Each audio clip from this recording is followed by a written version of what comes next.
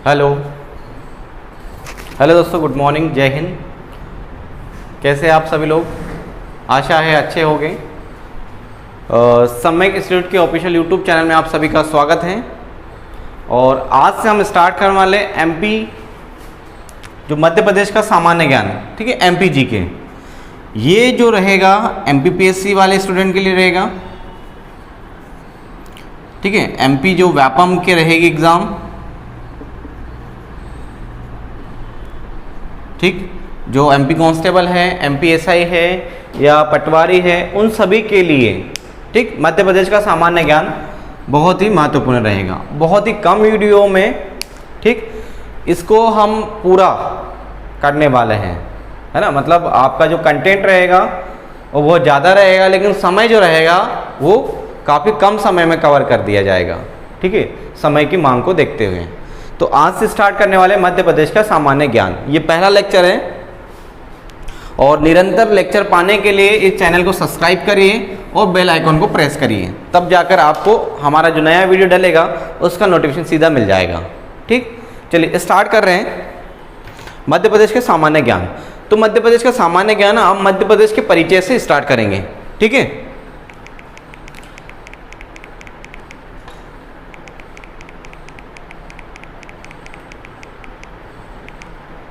चलिए मध्य प्रदेश का सामान्य ज्ञान, तो मध्य प्रदेश का परिचय हम देख लेंगे कि मध्य प्रदेश में क्या क्या विशेष है, या उसका एक इंट्रोडक्शन हम बेसिक सा जानेंगे, ठीक। इसमें लगभग आपका मध्य प्रदेश का 30% कवर कर देंगे, ठीक। इसमें जनगणना भी रहेगी आपकी, वो अंतिम दिखाएंगे आपको।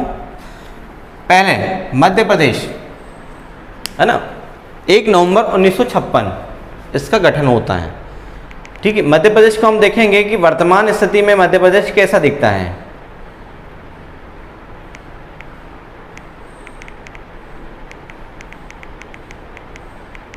ठीक है, ये मध्य प्रदेश है ना, 1 नवंबर 1956 मध्य प्रदेश का गठन होता है। मध्य प्रदेश के गठन के पीछे भी एक कहानी है कि हम देखते हैं 1953 में फजल अली आयोग आता है और उसके अनुशंसा के आधार पर 1956 में वो जब रिपोर्ट पेश करते हैं तो 14 हिंदी भाषी जिलों को मिलाकर मध्य प्रदेश का गठन किया जाता है। वो कुछ अलग था, किंतु आज हम जो देख रहे हैं, ठीक, 1956 में अविभाजित मध्य प्रदेश था, मतलब छत्तीसगढ़ उससे लगा हुआ था। लेकिन 1 नवंबर 2000 की स्थिति में ये जो मैप दिख रहा है आपको, कौन सी स्थिति में दिख रहा है? 1 नवंबर 2000, ठीक, मध्य प्रदेश का जब पुनर्गठन होता है, ठीक, उस समय ये स्थिति आती है। तो ये निरंतर इस प्रकार से बढ़ रहा है, ठीक। यही नक्शा रहेगा अभी तक। तो जितना भी है इसमें क्या हो रहा है, क्षेत्र का विस्तार होते जा रहा है ना। जैसे हमने देखा कि हाल ही में 52वां जिला बना दिया गया निवाड़ी, ठीक है, और नागदा 53वां जिला प्रस्तावित है, ठीक है ना। तो ये जो घटनाक्रम हो रहा है, वो जो गठन था, पुनर्गठन मध्य प्रदेश का 1 नवंबर 2000 को, क्योंकि 2000 को ही हम देखते हैं ये छत्तीसगढ़ वाला जो एरिया है ये मध्य प्रदेश से अलग हो जाता है, और 1 नवंबर 2000 को छत्तीसगढ़ का गठन किया जाता है, ठीक। 16 जिले और 3 संभाग देकर छत्तीसगढ़ का गठन किया जाता है, वो अपन अलग से देखेंगे, ठीक।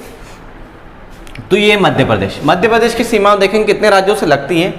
तो मध्य प्रदेश की सीमा कुल 5 राज्यों से लगती है, ठीक है। एक तो है महाराष्ट्र, दक्षिण में देखेंगे तो महाराष्ट्र, पश्चिम में आएंगे तो गुजरात, ठीक, और उत्तर पश्चिम की बात करें या उत्तर की बात करें तो राजस्थान, और इधर यूपी, और इधर से जब छत्तीसगढ़ अलग हो जाता है तो ये था। लेकिन अगर हम 1 नवंबर 2000 के पहले की बात करें तो मध्य प्रदेश के कितने जिले लगते थे, है ना, कितने थे? 7, ठीक, क्योंकि जो छत्तीसगढ़ था ये हमारे एमपी में आता था, ठीक। ये देखिए, ये दिखेगा आपको, है ना। ये जो था, छठवां कौन सा था यहाँ पर? उड़ीसा, और सातवां कौन सा आएगा? तो बिहार। ये अविभाजित मध्य प्रदेश की बात कर रहे हैं। कौन सा? अविभाजित,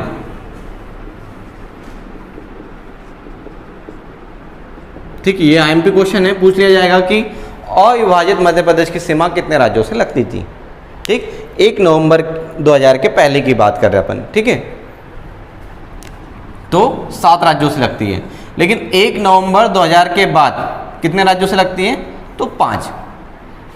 ठीक है, उस समय हम बात करें तो आंध्र प्रदेश से तेलंगाना नहीं अलग हुआ था। तेलंगाना कब बना? 2 जून 2014 को। ठीक, आंध्र प्रदेश से तेलंगाना बनता है। ठीक, उसके पहले ही छत्तीसगढ़ अलग हो गया था सन 2000 में। ठीक, चलिए, तो यहाँ तक समझ में आया? ठीक है, ये लॉन्गिट्यूड लैटिट्यूड हम बाद में देखेंगे, डिस्कस करेंगे। वर्तमान में बात करें तो मध्य प्रदेश में कितने जिले हैं? तो वर्तमान में मध्य प्रदेश में 52 जिले हैं। ठीक, और 10 संभाग इसमें सम्मिलित हैं। ठीक, अपन एक सीरीज बनाएंगे, एक वीडियो रहेगा जिलों का, एक रहेगा आपके संभाग का, जिसमें सारे संभाग कवर कर दिए जाएंगे, और एक में पूरे के पूरे जिले। संभाग में तो वैसे जिले आ जाएंगे, संभाग को पार्ट वाइज बनाएंगे और जिलों को कंक्लूजन बना के एक बना देंगे। ठीक, और आपको जिलों की प्रैक्टिस करना बहुत ज़रूरी है। ठीक है, तब जाके ही आप कर पाएंगे, क्योंकि अगर हमें बात करना है कि सीहोर कहाँ आता है, तो हमें याद तो कर लिया सीहोर है जिला, लेकिन एक्चुअल में आता कहाँ है, उस चीज़ को समझने के लिए हमें क्या करना पड़ेगा? मैपिंग करना पड़ेगी। ठीक, तो ब्लैंक मैप ले लेना एक, है ना, उस ब्लैंक मैप में क्या करना, फिर एमपी के जितने भी ज़िले हैं, डिस्ट्रिक्ट हैं, उसको कवर कर लेना। ठीक है, मैं आपको दे दूँगा। ठीक, चलिए अब आगे बढ़ते हैं। ये तो समझ में आ गया। ठीक, कि 7 राज्यों से सीमा, और वर्तमान में 5। चलिए अब देख रहे हैं मध्य प्रदेश का एक परिचय। ठीक, ये है मध्य प्रदेश, इस प्रकार से था।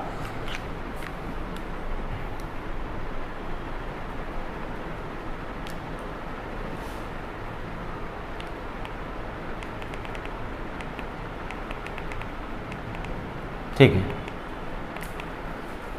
है ना, मध्य प्रदेश सामान्य ज्ञान। तो स्थापना की बात करें, मैंने बता दिया आपको कि 1 नवंबर 1956 में इसका स्थापना हुई थी, लेकिन पुनर्गठन की बात करें कब है? 1 नवंबर सन 2000 में। ठीक है, और 1 नवंबर को क्या है? मध्य प्रदेश का स्थापना दिवस मनाते हैं अपन। ठीक, अगला है मध्य प्रदेश का पुराना नाम। ठीक है, अगर 1947 के पहले की बात करें या 1956 के पहले की बात करें, तो मध्य प्रदेश का पुराना नाम था central provinces and Berar. Central provinces and Berar. ठीक है, केंद्रीय प्रांत, इसे हिंदी में बोलते केंद्रीय प्रांत एंड बरार। ठीक है, इसका प्राचीन नाम था। अन्य नाम की बात करें तो अन्य नाम भी है मध्य प्रदेश के, जैसे हृदय प्रदेश है, नदियों का मायका है, कोहिनूर प्रदेश देश का एकमात्र है मध्य प्रदेश जहाँ से हीरा निकलता है, पन्ना। ठीक है, आगे अभी आपने सुना होगा बक्सा। ठीक है, वहाँ पर हीरो के डायमंड्स होने की संभावना है ना, पुष्टि भी हुई है। ठीक, दूसरा जनजातीय प्रदेश, देश की सर्वाधिक जनजाति मध्य प्रदेश में निवास करती है, सबसे ज़्यादा। ठीक, तो जनजाति के आधार पर मध्य प्रदेश पहले स्थान पर आता है। फिर सोया प्रदेश, सोयाबीन के सर्वाधिक उत्पादन के लिए सोया प्रदेश के नाम से जाना जाता है। ठीक है, और लगातार कृषि क्षेत्र में भी अच्छा है, कृषि क्रमण अवार्ड मिल रहा है। और लघु भारत या मध्य भारत इसका नाम थे। अब हृदय प्रदेश की बात करें कि हृदय प्रदेश किसने कहा है, तो भारत के प्रथम प्रधानमंत्री है ना, पंडित जवाहरलाल नेहरू ने इसे क्या कहा है? हृदय प्रदेश कहा है। जब इसकी स्थापना की गई थी उस समय इसका नाम दिया था हृदय प्रदेश, क्योंकि ये भारत के हृदय में बसता है, इसलिए उसको हृदय प्रदेश कहा गया। ठीक, नदियों का मायका, तो सर्वाधिक नदियाँ मध्य प्रदेश से ही बहती हैं। देश की सर्वाधिक नदियाँ जो है मध्य प्रदेश से ही बहती है, लगभग 206 रिवर जो है एमपी से बह रही है। ठीक है, इसलिए उसको नदियों का मायका कहा जाता है। ठीक, अगला, मध्य प्रदेश को हृदय प्रदेश की संज्ञा देने वाला व्यक्ति भाई पंडित जवाहरलाल नेहरू, बता दिया आपको। राजधानी की बात करें तो मध्य प्रदेश की राजधानी क्या है? भोपाल। बनी कब? तो मध्य प्रदेश का गठन कब हुआ था? तो 1 नवंबर 1956 को हुआ था। उस समय भोपाल को मध्य प्रदेश की राजधानी बना दिया गया था। ठीक, लेकिन भोपाल उस समय जिला नहीं था। भोपाल जिला कब बना?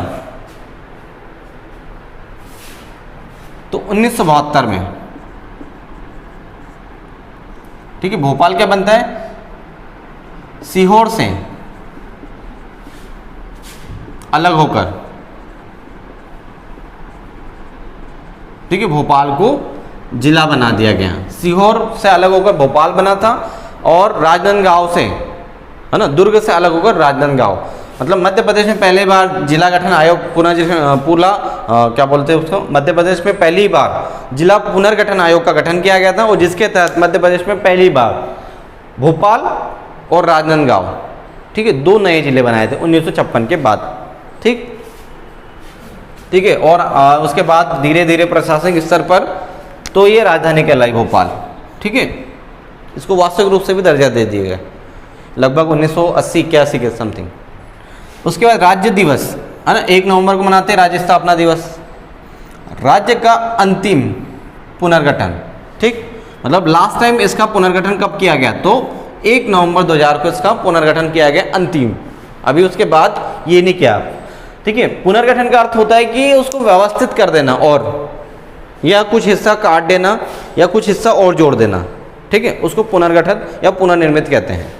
तो ऐसी स्थिति 2000 के बाद नहीं हुई। अब क्या हो रहा है, एमपी का जितना क्षेत्र है 308,252 वर्ग किलोमीटर, उसी में ही अमेंडमेंट चल रहा है, ना उसको बढ़ाया जा रहा है ना उसको कम किया जा रहा है।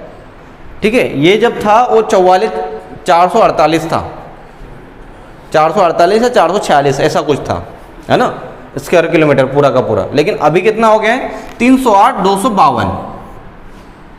ठीक, बाकी का हिस्सा किसको चला दिया, छत्तीसगढ़ को चला गया।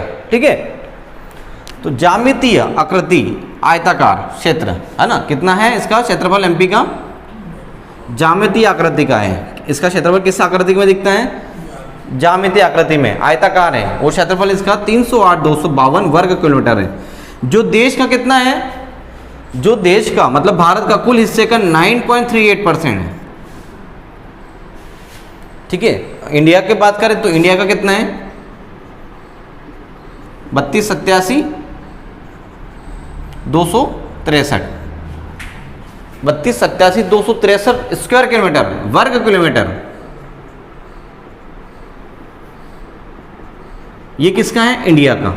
जिसमें अगर 308,252 की बात करें तो कितना परसेंट हो रहा है, 9.38% हो रहा है। समझ में आ गया वो क्या बोलना चाह रहे हैं, कि भैया इसकी बात करें टोटल, इसमें 32,87,263 वर्ग किलोमीटर भारत का कुल क्षेत्रफल है ना, ये पूरा एरिया भारत का इतना है। उसमें एमपी की बात करें तो ये है एमपी, ठीक, जो कि 9.38%। ठीक, इसी प्रकार अगर हम बात करें कि क्षेत्रफल के अनुसार मध्य प्रदेश का देश में कौन सा स्थान है, तो राजस्थान के बाद दूसरा स्थान है ना, क्षेत्रफल में।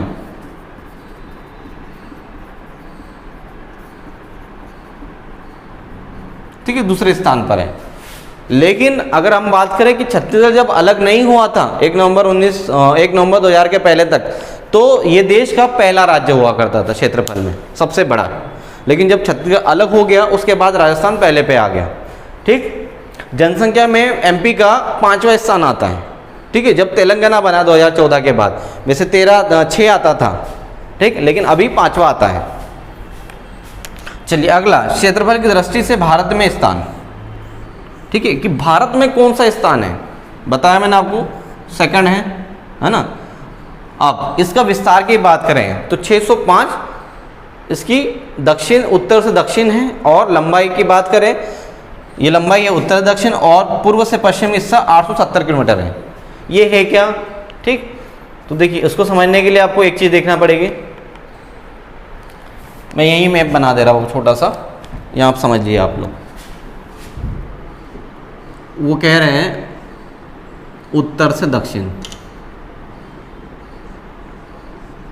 है ना, उत्तर से दक्षिण, उत्तर से दक्षिण का विस्तार बोल रहे हैं। कितना है, 605 किलोमीटर। मतलब उत्तर से लेकर तो दक्षिण तक इसकी कुल सीमा कितने किलोमीटर है, 605। ठीक है, और इधर से पूर्व से पश्चिम की बात करें तो ये कितना है, 70 है ना।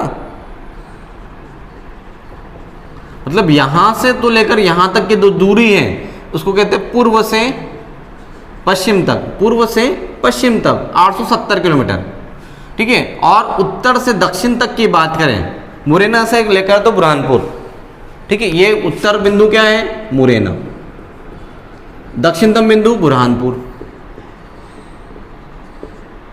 ठीक है, पश्चिम बिंदु अलीराजपुर और पूर्वी बिंदु क्या है, सिंगरौली, ठीक है। अगर पूछ ले कि पश्चिमतम जिला कौन सा है तो अलीराजपुर आएगा, पूर्वी जिला कौन सा है तो पूर्वी सिंगरौली आएगा, पश्चिमी अलीराजपुर आएगा, उत्तर की बात करेंगे उत्तरी जिला मध्य प्रदेश का मुरैना और दक्षिणी बुरहानपुर, जिसे दक्कन का प्रवेश द्वार, ठीक है, कहा जाता है। चलिए अगला है, यहां तक समझ में आया। चलिए आगे बढ़ते हैं।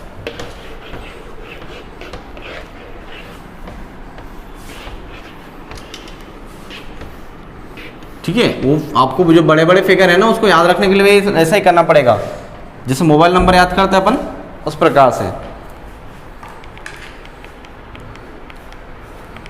चलिए अगला, इसमें राष्ट्र के प्रतीक, तो क्या है राष्ट्र के प्रतीक,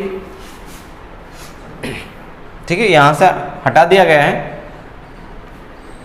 राष्ट्रीय प्रतीक चिन्ह कौन सा है, 24 स्तूपों में, है ना, आकृति के मध्य गेहूं और धान की जो बालियां हैं, ठीक, वो है, तथा बरगद का वृक्ष है उसके बीच में। अपन देखेंगे कि इस प्रकार से ये आकृति है जिसमें क्या है 24 स्तूप है और बीच में क्या है, बरगद का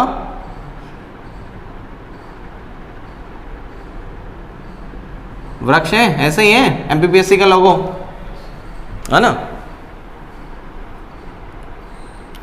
और यहाँ क्या है, बरगद वृक्ष के ऊपर क्या लिखा है, यहाँ पर अशोक स्तंभ है, ठीक है, जो 3 शेर दिखते हैं यहाँ पे, ठीक है। और यहाँ नीचे क्या लिखा है, सत्यमेव जयते। ये क्या है, हमारा प्रतीक चिन्ह है। और मध्य प्रदेश का ध्येय वाक्य या आदर्श वाक्य क्या है, ठीक है, क्या है, सत्यमेव जयते, सदा सत्य की विजय हो। इसका अर्थ क्या होता है, संस्कृत का शब्द है सत्यमेव जयते, सदा सत्य की विजय। ये कहाँ से लिया गया है, तो उपनिषद जो है मुंडकोपनिषद, मुंडकोपनिषद से लिया गया है, ठीक है। अगर पूछ लें, और ये आईएमपी क्वेश्चन में पूछा गया है प्रीवियस ईयर के पेपर में कि मुंडकोपनिषद से या सत्यमेव जयते कौन से उपनिषद से लिया गया है, तो मुंडकोपनिषद से लिया गया है, जिसका अर्थ होता है सत्यमेव जयते, सदा सत्य की विजय होगी। ये एमपी का भी ध्येय वाक्य है और भारत का भी ध्येय वाक्य है, ठीक है। अगला, राजकीय भाषा, तो राजकीय भाषा है क्या है हमारी, एमपी की हिंदी है। हिंदी हमारी राजकीय भाषा है, राष्ट्रीय भाषा नहीं है। देश की, हमारे भारत की बात करें तो कोई भी राष्ट्रीय भाषा नहीं है, लेकिन राजकीय भाषा है हिंदी, भारत की भी है और हमारी जो बात करें तो हमारी भी हिंदी है, ठीक है। राजकीय भाषा को बोलते हैं कामकाज की भाषा, ठीक है, सरकारी काज की या सरकारी कामों की जो भाषा है हमारे एमपी में वो क्या है, वो हिंदी है, ठीक है, देश की सेकंड लैंग्वेज, है ना। एक तो इंग्लिश को मान्य है, दूसरा ऑफिशियल लैंग्वेज की बात करें इंग्लिश आती है, ओके। राष्ट्रीय चिन्ह बता ही दिया, ये वाला ही है ना। राष्ट्रीय गान, सुख का दाता सबका साथी, है ना, सुख का ये सबका ये संदेश है, माँ की गोद पिता का आंचल मेरा मध्य प्रदेश है। ये क्या है, हमारा राजकीय गान है, ठीक। रचनाकार कौन है, तो महेश श्रीवास्तव ने वर्ष 2010 में, ठीक है, इसको गाया था, है ना, रचना की थी। अगर पूछे कि गाया किसने, तो शान को जानते हैं ना, शान ने गाया है और आदेश श्रीवास्तव ने इसको म्यूजिक दी है,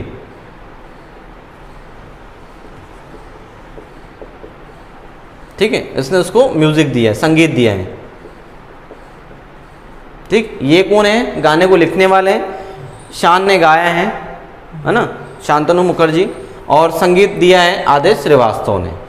ठीक, कब, तो 2010। अगर वो पूछ ले कि वर्ष कौन सा था, तो 2010 में इनके द्वारा किया गया है। अगला चलिए, राजकीय पुष्प। तो राजकीय पुष्प क्या है, सफेद लिली। चलिए मैं आपको सीधा दिखा देता हूं।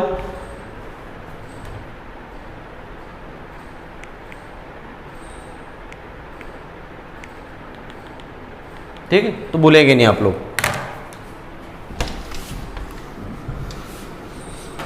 देखिए, सभी को कॉमन क्वेश्चन तो पता है कि राजकीय पुष्प क्या है, राजकीय फल क्या है ना, राजकीय पशु क्या है, लेकिन हमें उसका वैज्ञानिक नाम याद रखना है, कब उसे लागू किया गया वो याद रखना है। ठीक है, कि बहुत कम लोगों को याद रहता है।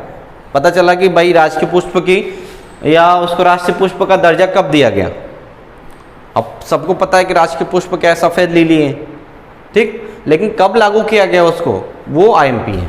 ठीक है, तो देखते हैं सबसे पहले ये राजकीय चिन्ह जो मैं बता रहा था आपको, है ना, ये है, ये क्या है, बरगद है, और ये क्या है हमारा अशोक स्तंभ से लिया गया है ना, 3 शेरों वाला, और नीचे क्या लिखा है, सत्यमेव जयते। ठीक है, और ये साइड से पूरा का पूरा बरगद का वृक्ष है, और इसको एक गोल घेरे 24, ये दिख रहे जो हैं, ये क्या है, 24 स्तूप है ना अशोक के। ठीक, 24 स्तूपों की बाह्य आकृति के मध्य गेहूं है ना, और धान इधर से साइड में क्या है, ये गेहूं है, ये गेहूं है, और ये धान की बाली है। ठीक, आपको ये भी याद रखना है कि धान की बाली किस साइड है, गेहूं की बाली किस साइड है, तथा बरगद वृक्ष के ऊपर अशोक स्तंभ है। ठीक है, ये क्या है, हमारा राजकीय चिन्ह हो गया। दूसरा राजकीय पशु, तो बारहसिंगा है। ठीक है, ये है बारहसिंगा, 12 सिंगों वाला। ठीक, अब इसका वैज्ञानिक नाम पूछें तो यहां दिक्कत आएगी। ठीक है भाई, बारहसिंगा तो पता है, रूसवर्स डुआउसेली, क्या है, रूसवर्स डुआउसेली है ना, रूसवर्स डुआउसेली। ठीक, धीरे धीरे याद करोगे तो याद हो जाएगा। ठीक है,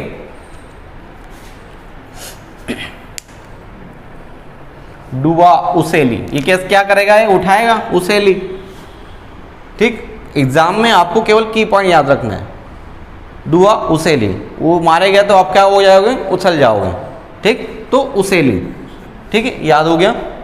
अगला, ठीक, ये देखिए राजकीय वृक्ष, ये बरगद जो हमने इधर शिफ्ट किया था। ठीक है, अब इसका वैज्ञानिक नाम क्या है, तो फाइकस वैनगेलियस, फाइकस वैनगेलेसिस है ना, वैनगेलेसिस। तो फाइकस याद रखिए, वैनगेलेसिस तो आ ही जाएगा। ठीक है, वैनगेलेसिस को वनगेलेसिस कर लीजिए आप, वन में कौन सा, बरगद। ठीक है, वो क्या करता है, फाइट करता है, किससे करता है, धरती से। मतलब उसकी जो जड़ें होती है ना, मतलब उसकी जो शाखाएं होती ऊपर से वापस से नीचे की ओर जाती है, ज़मीन में भी घुस जाती है। ठीक, फिर उग जाती है। ठीक है, तो क्या कर रहा है, फाइट कर रहा है, फाइकस किससे, वन से है ना, तो वन गैलेसियस। ठीक, अगला है राजकीय पक्षी, ये है दुधराज। ठीक है, दुधराज सफ़ेद जो दिख रहा है आपको, ये क्या है, दुधराज। ठीक, नॉर्मल तो ये आपको मिल जाएगा है ना, मतलब इसका आपको ये मिल जाएगा आंसर, दुधराज। ये पूछा गया लास्ट के पेपर में, आप 2019 के पेपर देखोगे पीएससी का। अगला इसमें शाह बुलबुल। ठीक है, इसी का नाम क्या है, अथवा शाह ए बुलबुल, ये अन्य नाम हो गया। अगर इंग्लिश की बात करें तो पैराडाइज फ्लाई कैचर। ठीक है, फ्लाई कर रहा हो, उड़ने वाला, फ्लाई कैचर। ठीक है, अगला देखिए इसमें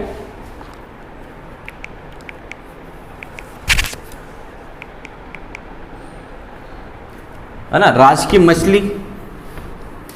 ठीक है, जो लुप्त होने के कगार पर है, सामान्यतः नर्मदा में पाई जाती हैं। राजकीय मछली महाशीर, ठीक है। तो टोर प्यूटीटोरा, ठीक है। तो मछली को हम बाहर निकालते हैं तो क्या करती है, मछली को पानी के बाहर हम निकालेंगे तो हमें कैसे आएंगे, छोड़ छोड़, तो हम उसको कैसे समझेंगे, टोर टोर, है ना, टोर टोर पुटीटोरा, ठीक है। तो ये टोर भी याद रखते हैं आप तो हो जाएगा। मछली क्या बोलती है, छोड़ छोड़, हमें क्या याद रखना है, टोर टोर, ठीक है। राजकीय पुष्प की बात करें तो क्या है, सफेद लिली, ठीक। सफेद लिली की बात कर रहे हैं तो सफेद लिली, इसका जो लिलियम से ही निकल जाएगा। आंसर कहां से निकलेगा, इंग्लिश की बात करें तो लिलियम, ठीक है। लिलियम कैंडिडम, ये वो सफेद लिली, ठीक। बहुत ही सुंदर पुष्प है, ठीक, इसलिए उसको बनाया गया है राजकीय पुष्प। उसके बाद खेल की बात करें तो मलखम, ठीक है, हो गया मलखम को 2013 की बात, ठीक। बाकी इनको देखते हैं कब से ज्वाइन किया इनने, है ना, लागू कब से किया है।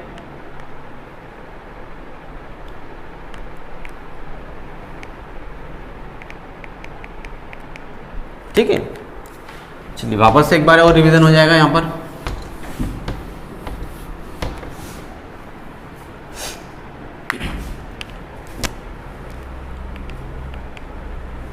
तो 1 नवंबर, ठीक है, राजकीय वृक्ष और ये सब 1 नवंबर 1981 को मध्य प्रदेश के 25वें स्थापना दिवस पर राजकीय पुष्प पक्षी घोषित किए गए थे। किसको, राजकीय पुष्प क्या है, सफेद लिली, है ना, और पशु क्या है, बारहसिंगा, और पक्षी क्या है, पक्षी क्या है, दूधराज, है ना। मोर अपना नहीं है, मोर कहाँ का है, भारत का है, ठीक है। अपना कौन सा है, दूधराज, ठीक। या और शाह बुलबुल या पैराडाइज फ्लाई कैचर, ठीक। इनको कब घोषित किया गया, तो 1921 को। वो पूछ लेगा अगला सवाल कि कौन से स्थापना दिवस पर, तो आपको कैलकुलेट करना होगा 56 से लेकर 81 तक, कितने हो जाएंगे, 25 साल, है ना। तो 25वें स्थापना दिवस पर, ठीक, क्लियर। राजकीय मछली, है ना, नर्मदा मिलती महाशीर टोर पुटीटोरा, कब, 2011 में घोषित की गई थी, ठीक है। मछली कितने बजे लाएंगे, 11 बजे मछली को लाएंगे, है ना। वो पेड़ पौधे पक्षी कितने लाना है, कब लगाना है, तो 25 को, ठीक। कब लगाया तो पहली बार 1981, ऐसा याद रखना है। अगला है राजकीय नाट्य माच, क्या है, राजकीय नाट्य माच, ठीक है। ये मालवांचल में किया जाता है ना, मालवा क्षेत्र में जो किया जाता है वो है माच। इसे क्या कर दिया है, राजकीय नाट्य घोषित कर दिया गया है ना। नाट्य और नृत्य अलग अलग है, ठीक। नाट्य क्या है, नाटक है, और नृत्य क्या है, डांस, फोक डांस, ठीक। तो राजकीय नृत्य क्या है, राई, ठीक है, बुंदेलखंड क्षेत्र में गाया जाता है। देखिए 2 एरिया आते हैं इसमें,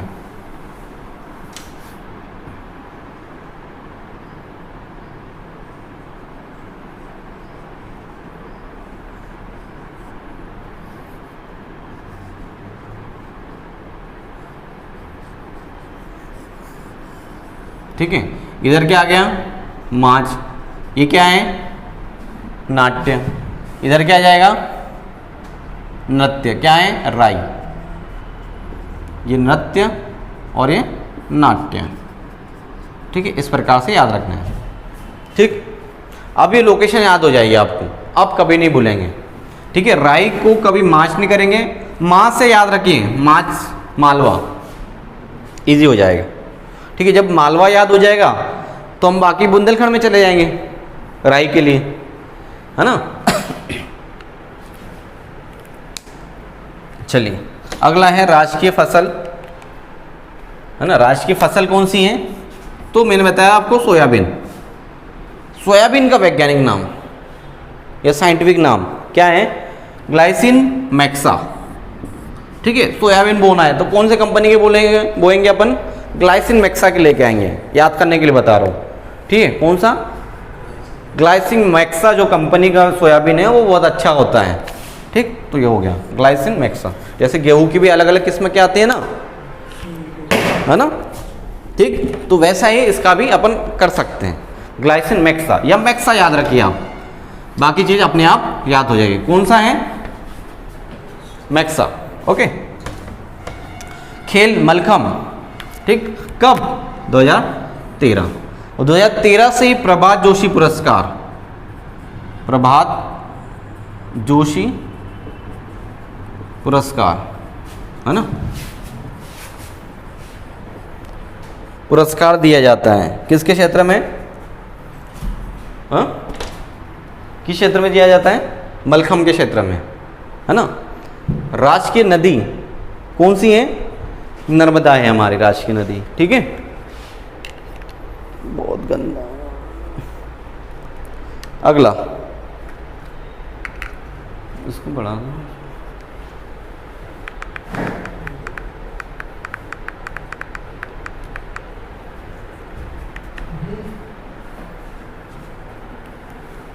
एफ वाला होगा, है ना, बता दो उसको, एफ वाला होगा। चलिए अगला, राजकीय फल तो क्या है? आम है। आम का सीजन चल ही रहा है ना, आम से आम आदमी पार्टी बन चुकी है, तो राजकीय फसल जो है हमारी आम है। तो आम का वैज्ञानिक नाम मैग्नीफेरा इंडिका। ठीक है, क्या नाम है? मैग्नीफेरा इंडिका है इसका वैज्ञानिक नाम या साइंटिफिक नाम। हाँ, फिर राजनीतिक प्रतिनिधि। अब बात करेंगे पॉलिटिकल बैकग्राउंड क्या है एमपी का, कितनी लोकसभा की सीटें हैं, कितनी राज्यसभा की सीटें हैं, ठीक है, कितनी सीटें आरक्षित हैं, ठीक, वो सारा हम देखेंगे। तो राजनीतिक प्रतिनिधित्व की बात करें तो मध्य प्रदेश में राज्यसभा की कुल 11 सीटें हैं। कितनी है? कुल 11 सीटें हैं राज्यसभा की। और राज्यसभा की बात करें तो संसद में राज्यसभा की कितनी सीटें हैं? 250 अधिकतम हो सकती है, अधिकतम, ठीक है, इससे ज़्यादा नहीं हो सकती। लेकिन वर्तमान में 245 सीटें हैं, भारत की बात कर रहे हैं संसद में, ठीक। उसी में से कितनी है हमारे पास? 11, बाकी किसी अन्य के पास, अन्य राज्यों को दी। अब मध्य प्रदेश में लोकसभा की सीटें कितनी हैं? 29, ठीक, लोकसभा। तो मध्य प्रदेश में 29 है, तो भैया भारत में कितनी है? हाँ, 230 वो विधानसभा की हैं, है ना। लोकसभा की बात करें तो भारत की बात कर रहे हैं अपन, भारत में 552 सीटें हो सकती है अधिकतम।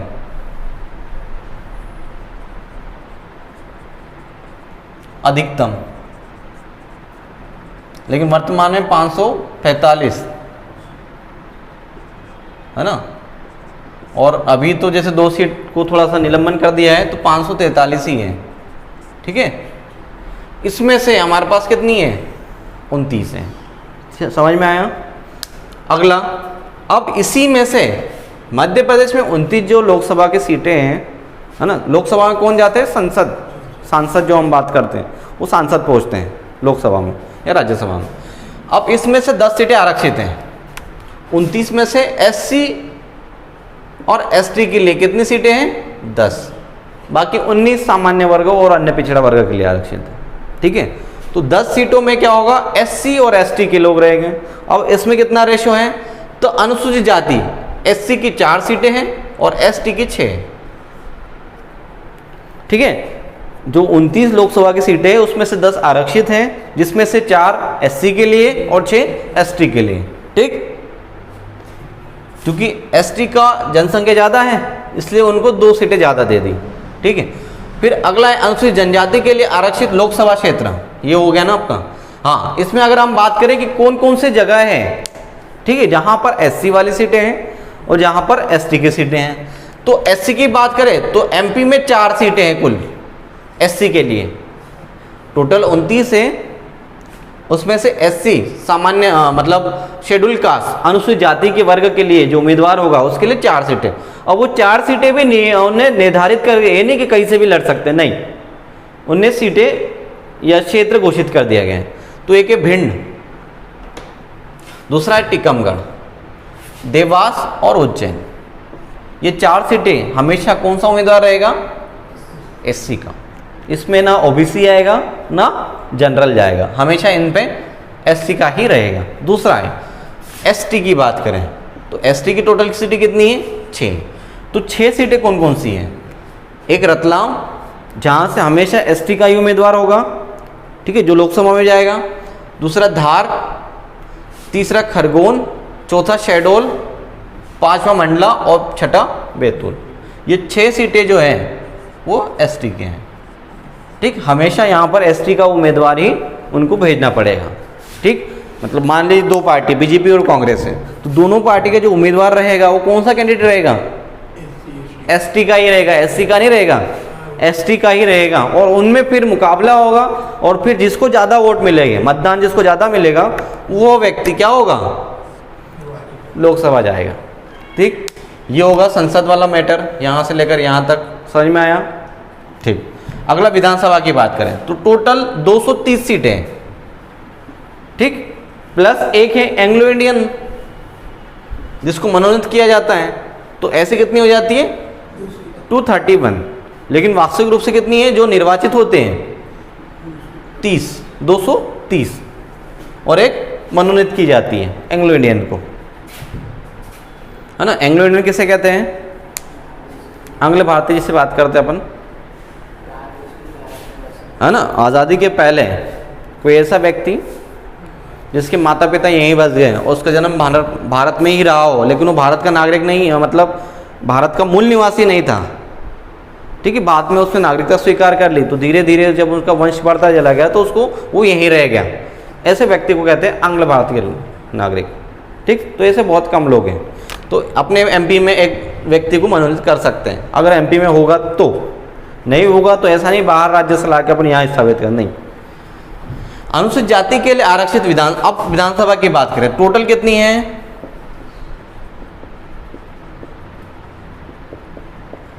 हमने कितनी टोटल 230 देखी। 230 में से एसटी के लिए, एससी और एसटी के लिए, ये 2018 में पूछा गया क्वेश्चन है, ठीक है। पूछा गया था कि मध्य प्रदेश में विधानसभा में कुल एससी एसटी के लिए कितनी सीटें आरक्षित की गई है, पीएससी 2018। तो टोटल आएगा 82 आती है। तो देखिए एससी के लिए और एसटी के लिए, तो पहले देखेंगे एससी के लिए कितनी है और एसटी के लिए, ठीक। तो अनुसूचित जाति के लिए 35 सीटें हैं और एसटी के लिए 47 हैं। टोटल करेंगे 7 5 2, है ना, 7 और 1 8, टोटल आरक्षित, कुल आरक्षित कितनी है? 230 में से 82 आरक्षित है, जिसमें से 35 एससी के लिए है और 47 एसटी के लिए, क्योंकि एसटी की जनसंख्या ज़्यादा है, ठीक है। ओके, यहाँ तक सब क्लियर है? ओके, आगे बढ़ते हैं। प्रशासनिक संरचना की बात करें, है ना, तो मध्य प्रदेश की बात कर रहे हैं प्रशासनिक संरचना। तो राज्य को कितने संभाग में बांटा गया है? कुल 10 संभाग में बांटा गया है, और 10 संभाग में कितने जिले हैं? तो 52 जिले हैं, ठीक है। राज्य में कुल जिले 52, मध्य प्रदेश का 53वां जिला, है ना, जिला नागदा प्रस्तावित है, ठीक है। कौन से संभाग में आएगा? उज्जैन संभाग में आएगा, है ना। चलिए, अभी हुआ नहीं है, जब ये राजपत्र में प्रकाशित हो जाएगा, ठीक, गजट में, उसके बाद वो क्या हो जाएगा? जिला बन जाएगा, और प्रशासनिक स्तर और ज़मीनी स्तर पर उससे काम शुरू हो जाएगा। जैसे 52वां जिला कौन सा बना था? निवाड़ी, ठीक है, निवाड़ी बना था।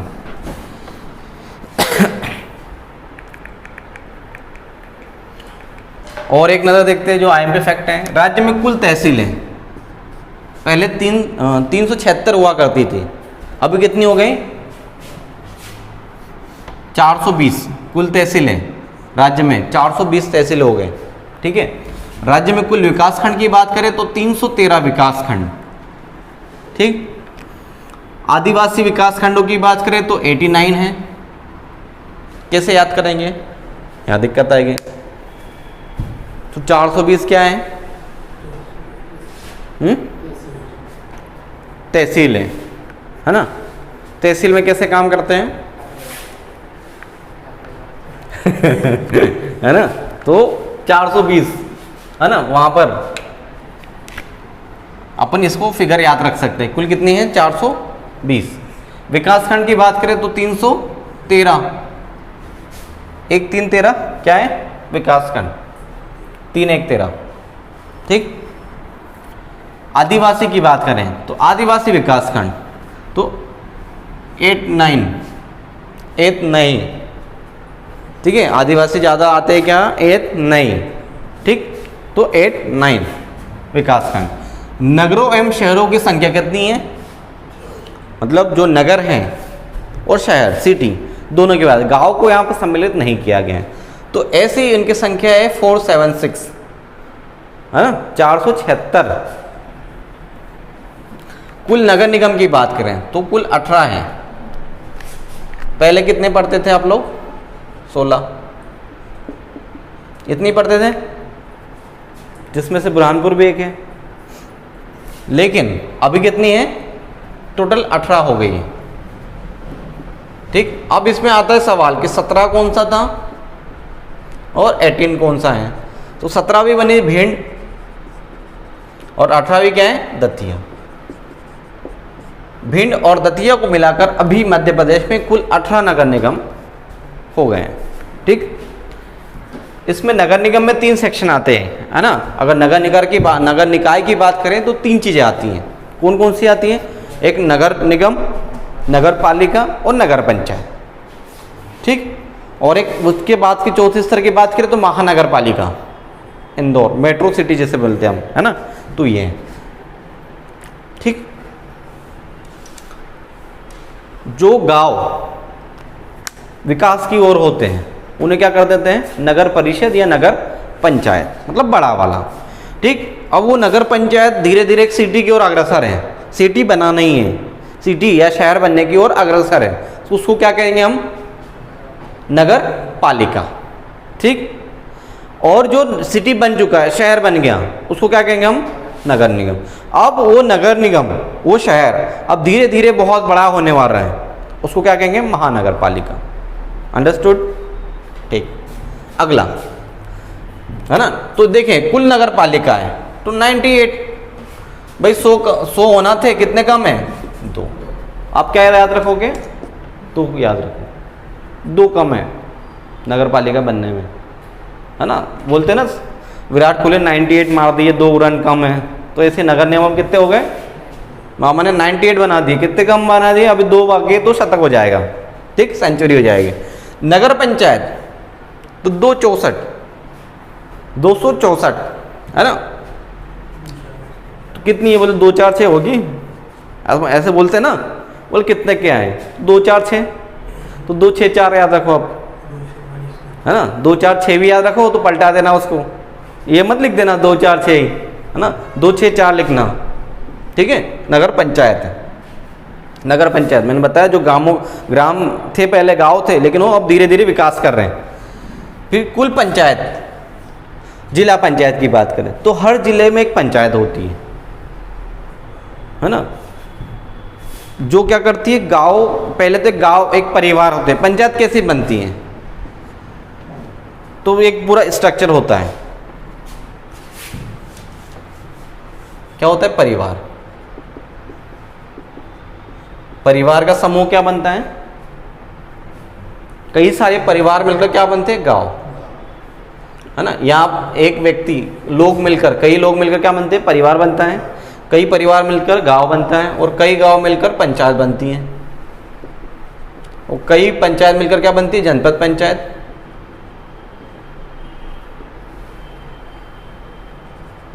और कई जनपद पंचायत मिलकर क्या बनती है, जिला पंचायत, ठीक है। तो जिला की बात करें मतलब जिले लेवल पर जिला पंचायत क्या करता है, इन सभी को काम में एग्जीक्यूट कराता है। ठीक है, इनको क्या है, संसाधन सेवाएं मुहैया कराती है जिला पंचायत। ठीक, ये मुख्यालय जिला मुख्यालय में बैठते हैं। ठीक, हर जिले के लिए एक जिला पंचायत होती है जो जिला पंचायत स्तर पर काम करती है। ठीक, इन लोगों तक, इस अंतिम व्यक्ति तक वो अपनी सेवाएं देती हैं। कौन? जिला पंचायत। ठीक है, ये कौन सी प्रणाली? विकेंद्रीकरण प्रणाली पर आधारित है। ठीक है, जो पंचायतीकरण हम देखते हैं अनुच्छेद बात करें संविधान की 40 में दिया गया है पंचायत का। ठीक, इधर बात करें कि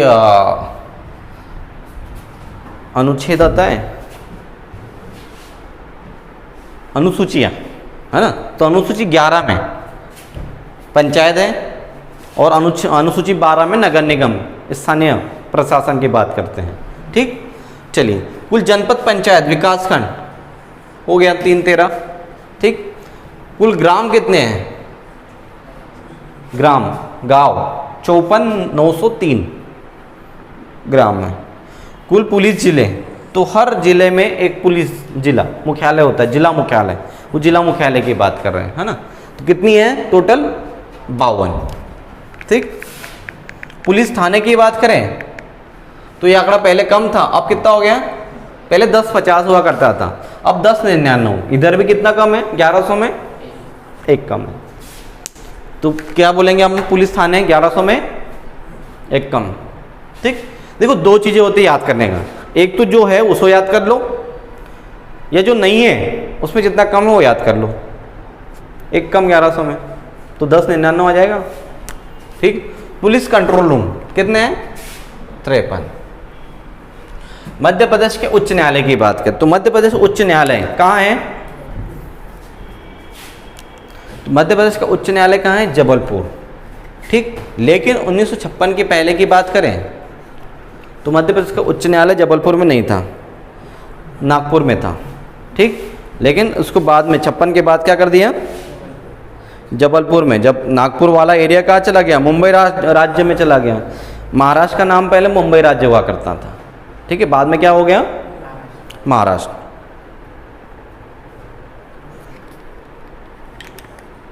ठीक है,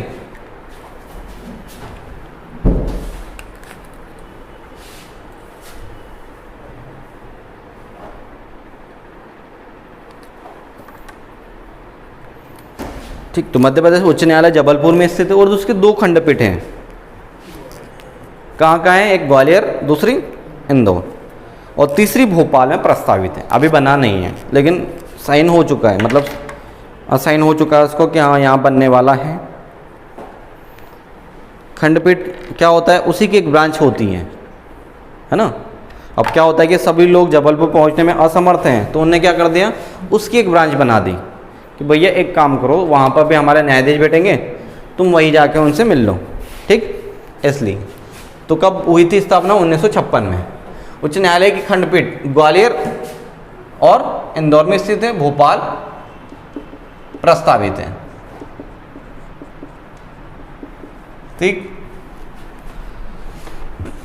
प्रमुख प्राधिकारी। ठीक है, मध्य प्रदेश का प्रमुख प्राधिकारी कौन है? या प्रशासनिक अधिकारी की बात करें या संवैधानिक अधिकारी की बात करें, प्रशासनिक नहीं आएगा, संवैधानिक आएगा। संवैधानिक अधिकारी कौन है? तो राज्यपाल।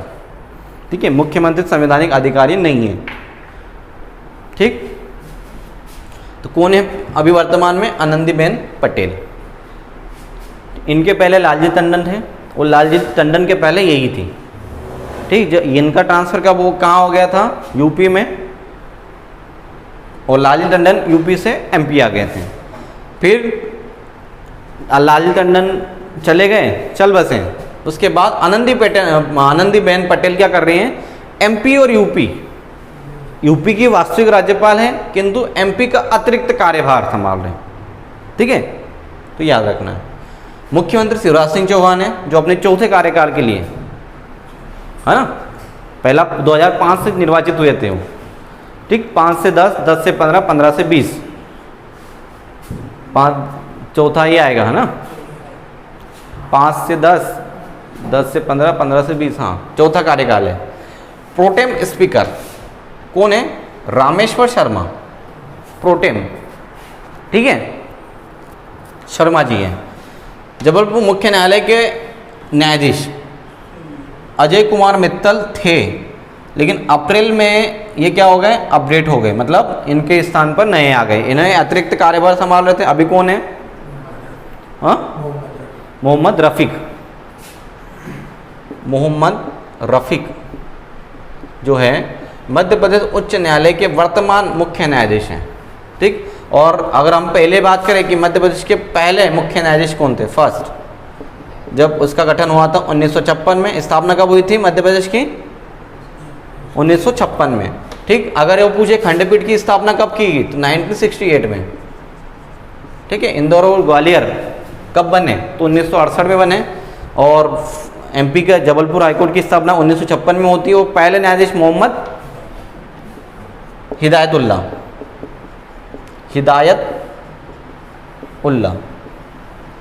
ठीक है, ये थे मोहम्मद हिदायतुल्लाह एमपी के पहले मुख्य न्यायाधीश, ठीक। और यही व्यक्ति भारत के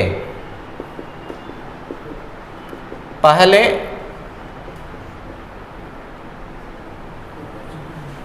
उपराष्ट्रपति,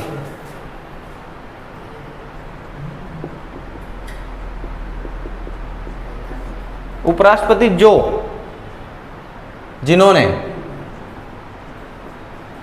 है ना, पहले ऐसे न्यायाधीश थे, पहले ऐसे न्यायाधीश,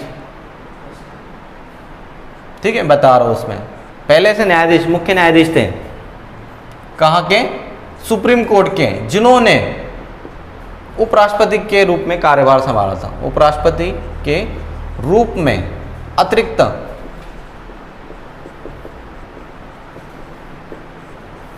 कार्यभार संभाला 1973, ठीक है, 73, 74, है ना, ठीक। देखिए होता क्या है, कैसे संभाला, तो मुख्य न्यायाधीश सुप्रीम कोर्ट का किस परिस्थिति में या किन स्थिति में उपराष्ट्रपति या राष्ट्रपति के रूप में कार्यभार संभालता है, तो दो कंडीशन होती है उसमें।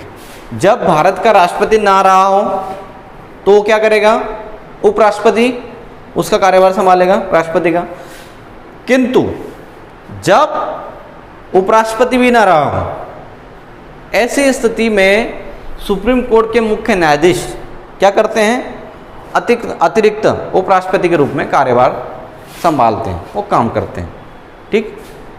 अब ये मत पूछना ये भी ना रहे तो, ठीक है, अगर ये नहीं रहेंगे तो फिर कुछ नहीं हो पाएगा, ठीक है, क्योंकि इनका कॉलेजियम होता है, तो सीनियर सिटीजन के आधार पर जिसकी सर्वाधिक आयु होती है उस व्यक्ति को भारत का मुख्य न्यायाधीश बना दिया जाता है। अभी कौन है? हाँ, भारत के मुख्य न्यायाधीश एनवी, ठीक है। अभी वर्तमान में भारत के मुख्य न्यायाधीश की बात करें तो एनवी है ना, रमन्ना, इन्होंने हाल ही में अपना कार्यभार संभाला है, 2 साल के लिए रहेंगे लगभग, ठीक। अगला क्वेश्चन देखते हैं, इसमें ये हो गया पूरा का पूरा, ठीक है। अजय कुमार मित्तल चले गए ना, मोहम्मद रफीक आपको याद रखना है। अगला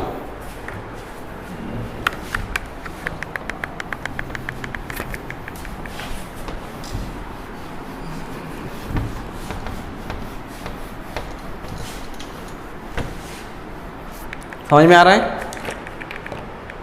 चलिए अब नया टॉपिक है, ठीक है, मध्य प्रदेश की जनगणना हम देखेंगे, वो टॉपिक खत्म हो गया। दूसरा टॉपिक है, ठीक, अभी का टॉपिक जो रहेगा वो रहेगा जनगणना 2011, है ना, मध्य प्रदेश की जनगणना, ठीक। इसको पूरा का पूरा कवर किया गया है, जहाँ से भी सवाल बन सकते हैं और जैसे भी बन सकते हैं। सबसे पहले जनगणना होती क्या है वो डिस्कस करेंगे। जनगणना, जन मतलब जनता की गणना करना, ठीक। जनगणना क्यों की जाती है, जनगणना करने का उद्देश्य क्या है, ठीक है। तो सबसे पहले जनगणना का उद्देश्य क्या होता है कि जिस भी राज्य की बात करें या भारत की बात करें तो उस राज्य में या उस देश में कितने लोग रह रहे हैं, एक फिगर ये पता चलता है। उसमें फिर पता चलता है कितनी महिलाएं हैं, कितने पुरुष हैं, ठीक। दूसरी चीज़ पता चलती है कितने बच्चे हैं, है ना, कितने बालक हैं कितनी बालिकाएं हैं, ये चीज़ें हमें पता चल जाती हैं।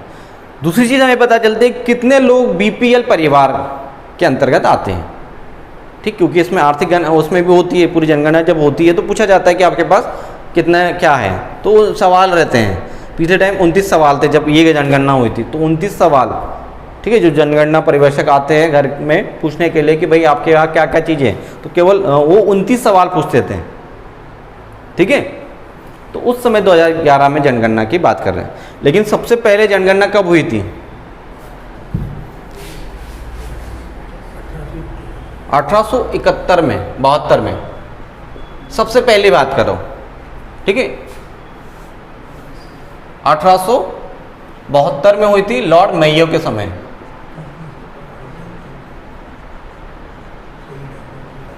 है ना। लेकिन 1881 से लॉर्ड रिपन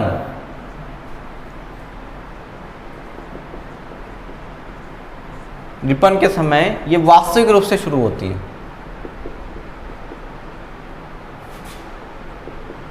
है ना, वास्तविक रूप से शुरुआत, है ना, शुरू मतलब इनने पहली बार किया था। अगर पूछे सर्वप्रथम जनगणना किसने शुरू की थी, लॉर्ड मेयो ने कब? 1872 में। लेकिन वास्तविक रूप से या नियमित रूप से,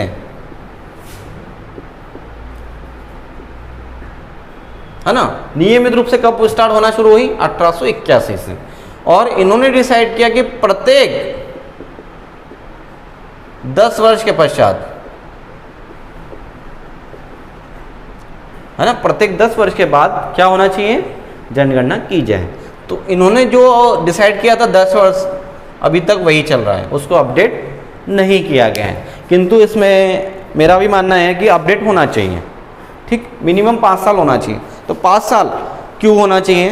तो जो हम बात कर रहे थे कि जनगणना क्यों करना चाहिए, तो उसी से सवाल रिलेट करेंगे अब, है ना। एक तो क्या होगा कि हमें सारी पता चल जाएगा जनसंख्या कितनी है। तो सरकार जब अपनी योजनाएं बनाती है तो अमीर गरीब, बालक बालिकाएं, छोटे बच्चे, है ना, फिर जाति की बात करें तो आदिवासी जाति, अनुसूचित जाति कितनी है, अनुसूचित जनजाति कितनी है, ऐसे कितने लोग हैं जो पिछड़े आज भी, तो उनको योजनाएं जब बनाती है तो उनके लिए बनाने में आसानी होगी। अब 2011 में जनगणना हुई थी, एमपी की जनगणना, उस समय में 7,26,000 सॉरी 7,26,809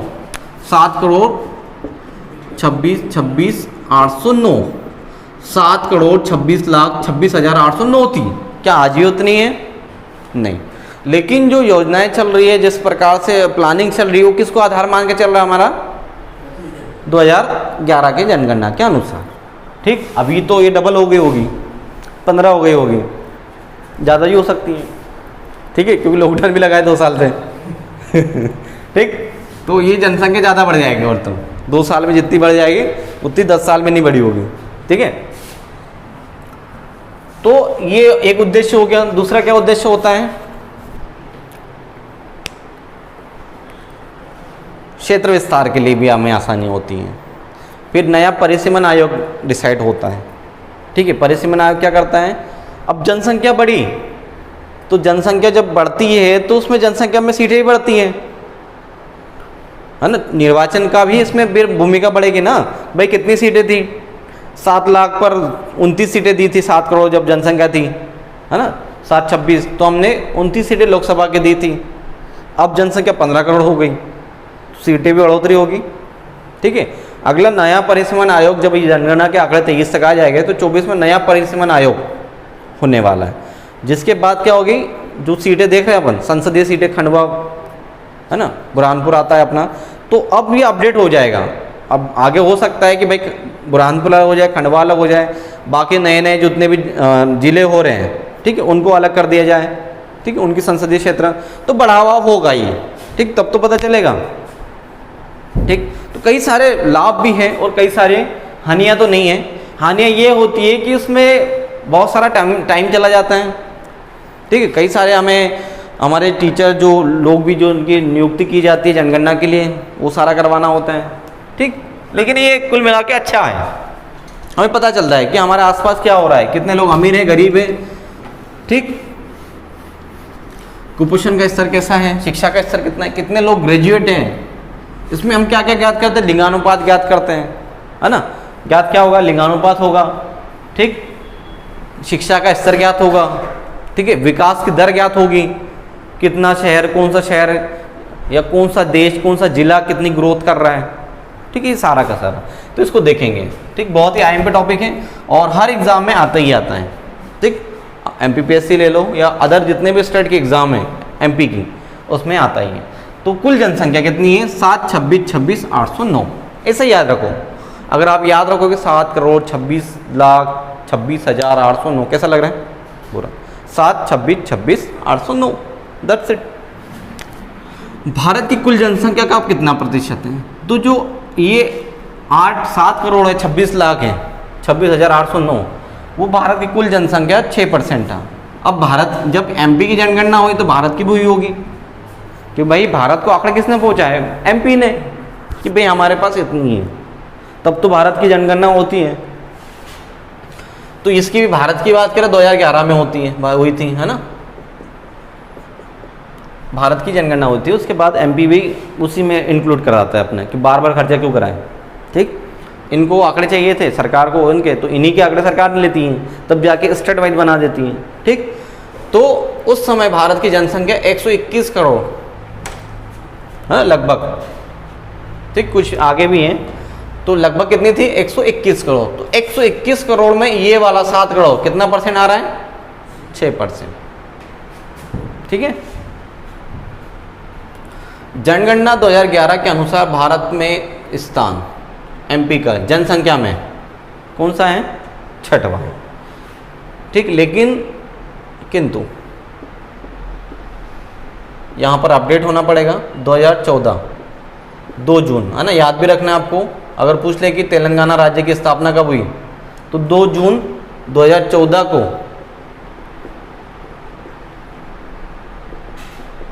तेलंगाना बनने के बाद MP कितने स्थान पर आ गया, 5वें स्थान पर आ गया, ठीक। अगला है अब 726,26,809 कुल है। अब इसमें से पुरुष कितने व महिला कितनी है, ठीक है। 726,26,809 में से देखिए, अब इधर कुल पुरुष 3,76,12,306, 3,76,12,306, ठीक है। या आप ये भी रख सकते हैं 376, ठीक है, 3,76,12,306 क्या है, पुरुष है।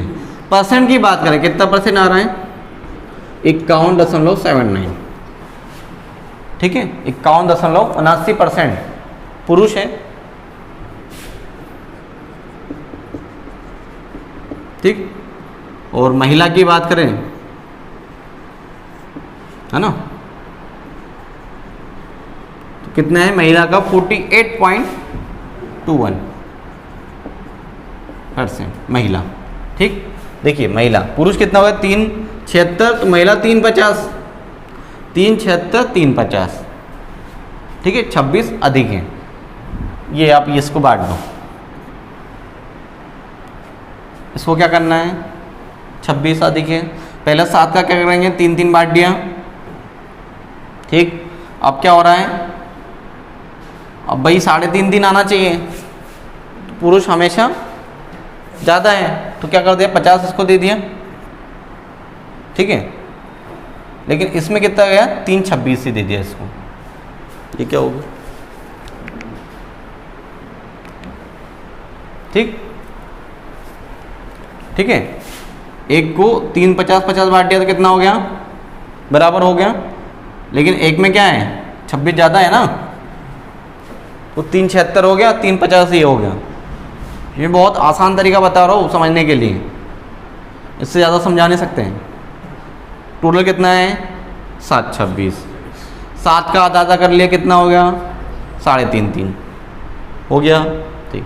अब 26 ज़्यादा हो गया, फिर भी इधर 26,000, 26,26,809 ज़्यादा है ना, तो 26 को उसको दे दिया, 26 लाख पुरुष में ऐड कर दिया, ठीक है। तो वही 26 उठा के उसमें दे दिया, 350 376, ये कितना हो जाएगा 376, ठीक 350।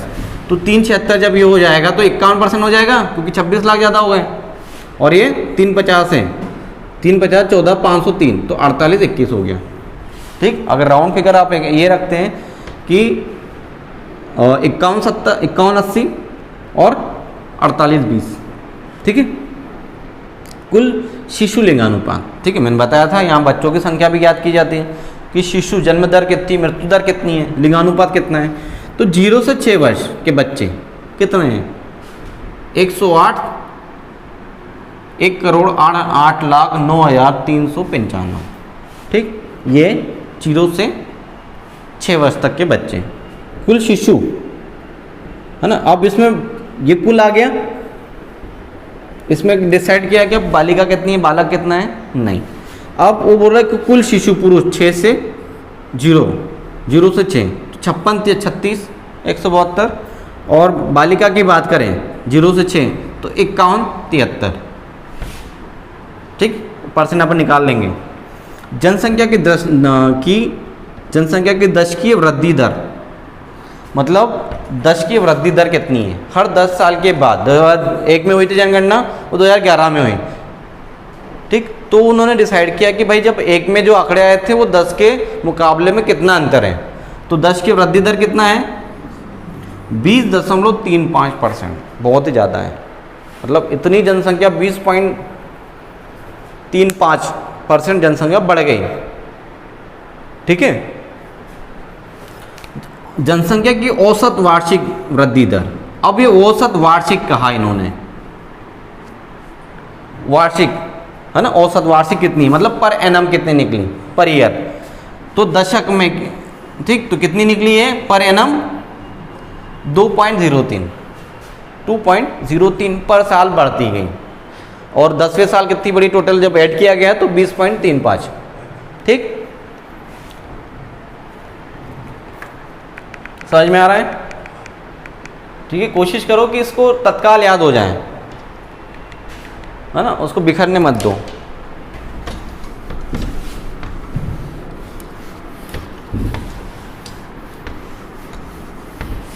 चलिए, है ना, ठीक है। जनसंख्या वृद्धि दर हमने देखा 20.35, और पर एनम अगर पर साल पूछे तो हमारे भी निकल गया 2.03। कुल जनसंख्या वृद्धि दर दशक की बात करें तो जो 20% है वो कितना बढ़ा, अगर वो भी पूछ ले आपसे कि जो 20.35 था वो कितना है, तो हम बता सकते हैं कि वो 1,22,68,786 है, ठीक। जब आपको 2011 की जनगणना की अगर आंकड़े याद है तो हम लगा सकते हैं कि इसका 20% निकाल ले। अगर याद ही नहीं है तो 122 आपको याद रखना है, ठीक। सर्वाधिक दशकीय वृद्धि दर वाले जिले, मतलब ऐसे कौन से जिले हैं जो 10 साल में सर्वाधिक वृद्धि हुई जनसंख्या की, उसमें तो सबसे पहला कौन सा है, इंदौर है। इंदौर ने कितनी वृद्धि की 10 साल में, 32.7। एमपी ने टोटल 20 की, लेकिन अकेले इंदौर ने 32.7% 10 साल में वृद्धि कर ली कुल जनसंख्या का। मान लो उसकी जनसंख्या 100 थी, ठीक है, या 1 करोड़, एक अपन क्या बोल सकते 10 लाख थी, तो 10 लाख का 30% 3 लाख, ठीक है, तो उसने 32%, ठीक है, इतनी जनसंख्या वो बढ़ा रहा है 10 साल में, ठीक है। तो 32.7% है। ये तो पहले स्थान पर है इंदौर, बाकी थोड़ी पीछे रहेंगे। उसके बाद है झाबुआ, ठीक है ना, पिछड़े वाला एरिया झाबुआ, फिर भोपाल, ये तो शिक्षित है, ठीक। उसके बाद भोपाल तीसरे नंबर पर है, चौथे पे सिंगरौली, 5वें पे बड़वानी है। आपको फर्स्ट सेकंड थर्ड याद रखना है एटलीस्ट। इंदौर, भोपाल, इंदौर, झाबुआ, भोपाल, ठीक। न्यूनतम 10 की वृद्धि दर, ऐसे 10 कौन से जिले जिन्होंने 10 साल में सबसे कम जनसंख्या बढ़ाई अपने एरिया में, तो सबसे पहला है अनूपपुर, ठीक है, ये बड़ा सुरक्षित है, इसने जनसंख्या बढ़ाई नहीं है ना, मतलब 10 साल में केवल 12% बढ़ाई। मतलब उसकी अगर 1 लाख जनसंख्या थी तो उसने केवल 12,000 बढ़ाई। कितने साल में? 10 साल में। ठीक है, समझ सकते हैं, समझदार लोग हैं। ठीक, 12.3 अनूपपुर नाम याद रखना है। कितने बनाया? तो अनूपपुर, अनूप कपूर, ऐसा कुछ याद रख लो। अनूप ने कितनी बनाई? 12.3। अनूप ने जनसंख्या इतनी बढ़ाई, बस अनूप ने, नाम याद रखो अनूप। ठीक है भाई, जनसंख्या कौन बढ़ाता है? व्यक्ति बढ़ाएगा। कौन से व्यक्ति ने बढ़ाया? अनूप ने। अनूप कौन? आपका मित्र है या भाई, जो भी हो। ठीक, अब अनूप के बाद बैतूल है ना, छिंदवाड़ा, मंदसौर और बालाघाट। ठीक, जो हम इधर वाला एरिया देखेंगे एमपी का, पूर्वी वाला एरिया, इन्होंने सबसे कम बनाई। लेकिन हम पश्चिम वाला एरिया देखेंगे, इन्होंने सबसे ज़्यादा बढ़ाई। बढ़ाने वाले पश्चिम के, पूर्व में कम है। ठीक, घटाने वाले हैं। क्षेत्रफल की दृष्टि से सबसे बड़ा जिला छिंदवाड़ा है ना, क्षेत्रफल में एमपी का सबसे बड़ा जिला छिंदवाड़ा। 11,815 वर्ग किलोमीटर इसका एरिया है, इसलिए पहले स्थान पर है क्षेत्रफल में। जनसंख्या में इंदौर है। ठीक, दिख ही रहा है आपको यहाँ पर, इंदौर है जनसंख्या में। ठीक, क्षेत्रफल में छिंदवाड़ा। ठीक है, राज्य में लिंगानुपात। अब ये लिंगानुपात क्या है? ठीक, तो कुल पुरुष और महिला। अब ये कैसा डिसाइड होता है कि 1000 पुरुषों के मुकाबले कितनी महिलाएं हैं। भाई मानो 1000 पुरुष है तो उसमें कितनी महिलाएं जन्म ले रही हैं, बालिकाएं जन्म ले रहे हैं, या उन पुरुषों पर कितनी महिलाएं हैं? तो कितनी है? 931। कितनी कम है? 69 कम है। ठीक है, तो राज्य का लिंगानुपात कितना है? 931 है लिंगानुपात, सेक्स रेशो कहा जाता है इसको। ठीक है, तो महिलाएं प्रति 10,000 पुरुषों पर, मतलब 1000 पुरुषों के लिए कितनी महिलाएं मिल रही? केवल 931। 69 लोग बिना विवाह के रहेंगे, ऐसा बता रहा हूँ मैं, है ना भाई। विवाह करने के लिए क्या चाहिए? पत्नी चाहिए। 69 कम है, तो 69 क्या करेंगे? बाद में शादी करेंगे या और एज हो जाएंगे। ठीक है, अगला शिशु लिंगानुपात। तो शिशु का लिंगानुपात मतलब शिशु कितने हो रहे हैं, है ना, तो 918 है। लिंगानुपात कितना है? 918। तो वही 1000 बच्चों पर, बालकों पर 918 बालिकाएं। ठीक है, ये पुरुषों के मुकाबले ही किया जाता है हमेशा। भैया 1000 बालक जन्म ले रहे एक साल में, तो उनके मुकाबले कितना हो रहा है? 918। ये पूरा 10 साल का है, लेकिन है ना, 918 क्या है? एक एवरेज मान लिया उन्होंने। लिंगानुपात कितना होना चाहिए? 10 साल का निकाला कि 918 है 10 साल में, उसके मुकाबले 1000 के मुकाबले 918। 931 918 में कंफ्यूज नहीं होना है। 931 क्या है? पुरुष लिंगानुपात है, लिंगानुपात है, केवल लिंगानुपात रखना है, सेक्स रेशो, उसमें बच्चे और ये नहीं बता रहा है, केवल लिंगानुपात 931।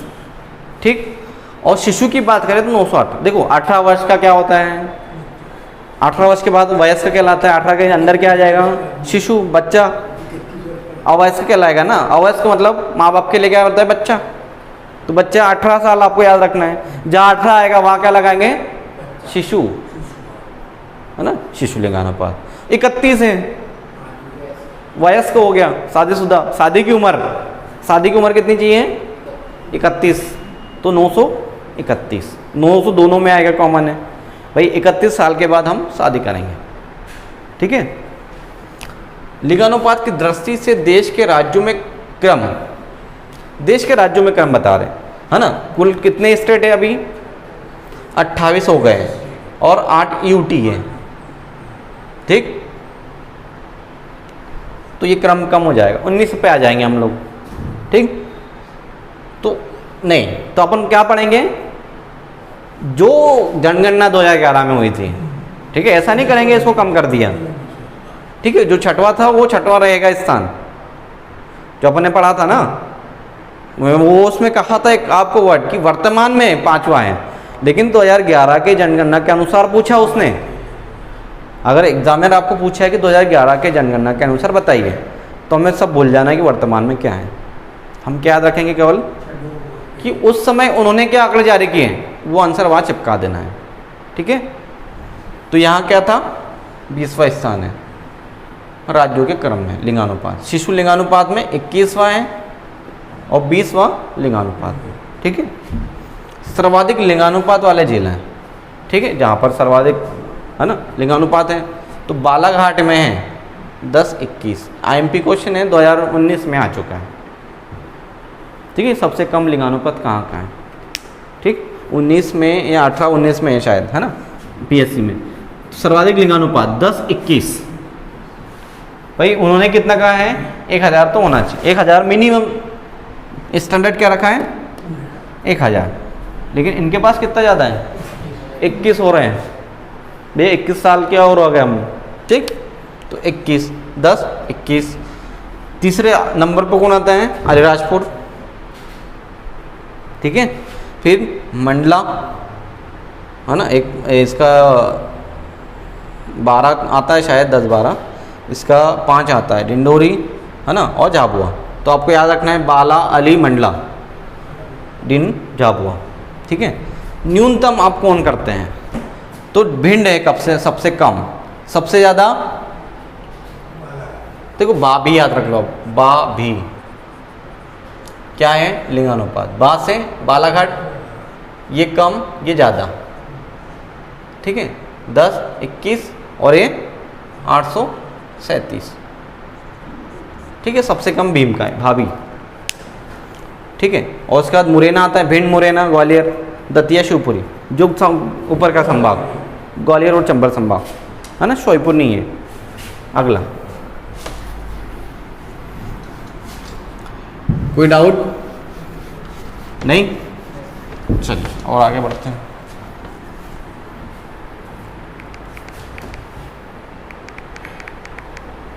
ठीक है, राज्य में कुल साक्षरता दर आपने देखा होगा 73, वो भारत की है, 73% कितना है, भारत का है। और अगर MP की बात करें, कहीं कहीं 70 आता है, 70 नहीं है, कितना है MP का, ठीक। 2012 में आंकड़े आए थे, पहले सबसे पहले 11 में जनगणना हुई, कुछ आंकड़े 12 में हैं और फाइनल आंकड़े 13 में आए, ये फाइनल आंकड़े, ठीक है।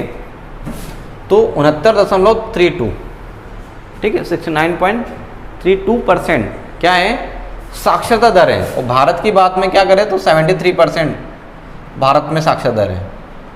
ये MP का है और ये इंडिया का है, ठीक है। अब 69 में इसमें पुरुष और महिला, पुरुष कितना है 78.73, 7873 पुरुष, महिला 59.24, ठीक है। कितना है 59-24 महिला और पुरुष 78-73, ठीक है। MP का सबसे कम साक्षरता वाला जिला अलीराजपुर, ठीक है, लगभग 35 हाँ 35 ही है, 35 या 36 कुछ ऐसा है, सबसे कम है अलीराजपुर। सबसे ज़्यादा बात करें, अब सबसे ज़्यादा 2 चीज़ें आती हैं, अलीराजपुर कम महिला में भी है, पुरुष में भी कम है, ठीक है, लगभग 36 के आसपास है।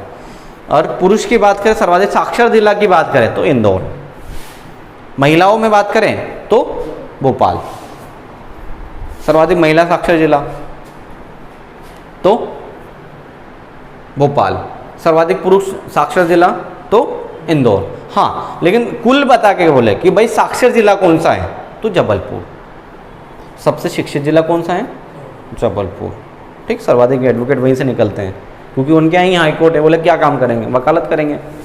सर्वाधिक साक्षर जिला जबलपुर, पुरुष इंदौर, महिला में भोपाल, और दोनों में न्यूनतम, पुरुष में न्यूनतम, महिला में न्यूनतम और ऐसा न्यूनतम अलीराजपुर। ठीक,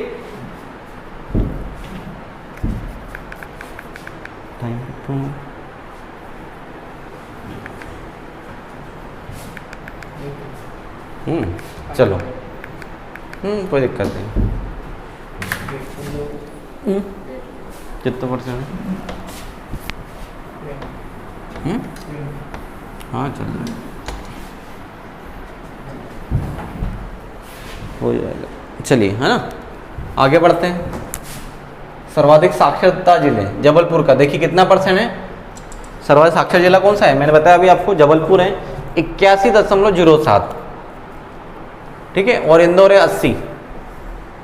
ज़्यादा अंतर नहीं है, इंदौर 80 पर ही है ना, 80 और कुछ पॉइंट ऊपर हैं, और 81 जबलपुर है। ठीक, उसके बाद भोपाल है। कुल साक्षरता जिले में बात करें तो भोपाल तीसरे नंबर पर आता है। चौथे नंबर पर बालाघाट जो कि क्षेत्रफल में सर्वाधिक है, और ग्वालियर। ठीक है, सामान्यतः हम क्या लगाते हैं? इंदौर, भोपाल, जबलपुर, ग्वालियर। ठीक, लेकिन बीच में क्या गुज गया है? बालाघाट। इंदौर, जबलपुर, इंदौर, भोपाल, बालाघाट और ग्वालियर। ग्वालियर 5वें स्थान पर। न्यूनतम साक्षरता दर वाले जिले, ठीक है, देखिए 36 है ना, याद आ गया। अलीराजपुर न्यूनतम है 36, पुरुष में भी कम है, महिला में भी कम है, और ओवरऑल की बात करें तो उसमें भी कम है। ठीक, 36.1% केवल है। सर्वाधिक 81.07 है, और सबसे कम है 36.1। ठीक, अब अलीराजपुर से लगा हुआ है झाबुआ। ठीक है, अगर अपन एमपी के मैप की बात करें तो ये आता है अलीराजपुर, ऊपर आता है झाबुआ, नीचे आएगा बड़वानी। ठीक, और यहीं से अलीराजपुर धार से लगा हुआ है धार। तो 4 तो इधर ही हो गए, और एक है श्योपुर ऊपर। श्योपुर क्या है? सबसे कुपोषित जिला है। ठीक है, चलिए आगे, यहाँ तक समझ में आया। साक्षरता की दर की दृष्टि से देश में कौन सा क्रम है ना? हमने जनसंख्या में देखा, जनसंख्या वृद्धि में 20वां, शिशु जनसंख्या लिंगानुपात में देखा 20वां, शिशु लिंगानुपात में देखा 21वां। ठीक, और साक्षरता के दर से देखें कि भाई साक्षरता में कितना स्थान है, तो 28वां। बहुत ही दयनीय स्थिति है, पीछे से दूसरे नंबर पर अपन। टोटल 29 प्रदेश थे उस समय। ठीक, 28 ही थे तब तो, है ना। अब तो 29 हुआ बना था ना, कौन सा? 2 जून 2014 तेलंगाना, तब तो 29 हुए थे।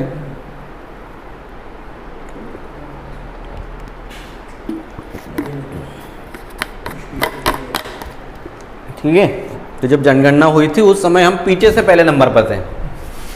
ठीक, खैर कैसे तो थे।